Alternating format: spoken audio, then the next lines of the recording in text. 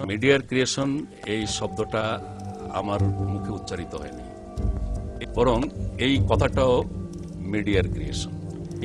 আমি পার্লামেন্টে এই নামটাও নেই, বলা হয়েছে যে আমি নাকি পার্লামেন্টে এটা বলেছিলাম।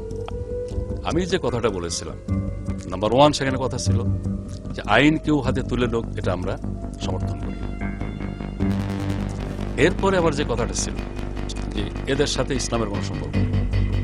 তারপর থার্ড আমার কথাটা ছিল যে আমরা 40-45 বছর থেকে রাজনীতি করছি, আমরা কোনো মতে ইনার পেজে সিঙ্গেল কলাম হেডিং পাই না।